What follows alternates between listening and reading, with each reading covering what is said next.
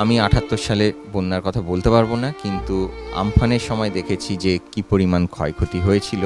আমার মনে হয় এবারের যেটা ক্ষয়ক্ষতি হয়েছে সেটা ওকে ছাড়িয়ে যাবে বলে। পুজোর মুখে প্রচুর পত্রপত্রিকা, যেসব পুজোর সংখ্যাগুলো প্রকাশিত হয় সেগুলোকে রাখি আমরা, সেগুলো এক এক করে আমরা সেগুলোকে বিক্রি করি।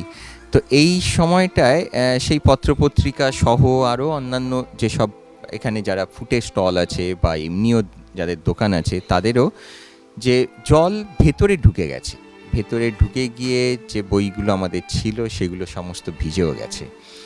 তো এটার ক্ষয়ক্ষতিটা একটা বিপুল পরিমাণে ক্ষয়ক্ষতি হয়েছে, যে ক্ষয়ক্ষতি আমফানের সময়ও হয়েছিল।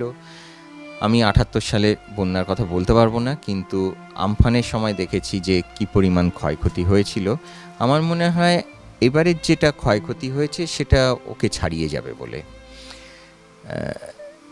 কেন যেভাবে আমরা এখানে বই ব্যবসা করি আর কি, তাতে বইয়ের কাছে দুটো জিনিস, একটা হচ্ছে জল আর একটা হচ্ছে আগুন। এই হচ্ছে মানে অসুর আর কি বইয়ের কাছে।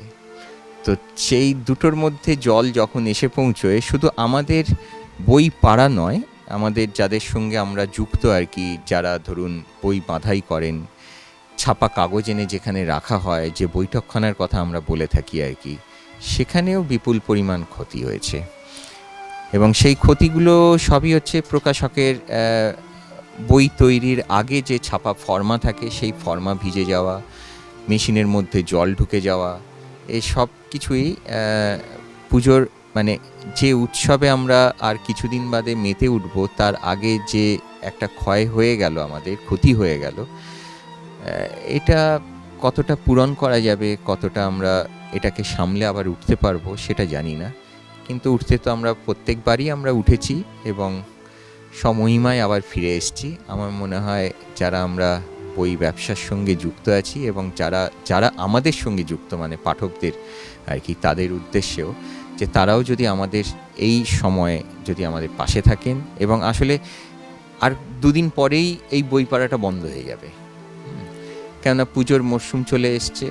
সবাই যে যার হয় কি, আমাদের এখানে বহু মানুষ আছেন যারা কর্মী এবং এমনকি যারা প্রকাশক বা বইয়ের দোকানের মালিক, তাদের অনেকেই নানান জায়গায় তাদের বাড়ি।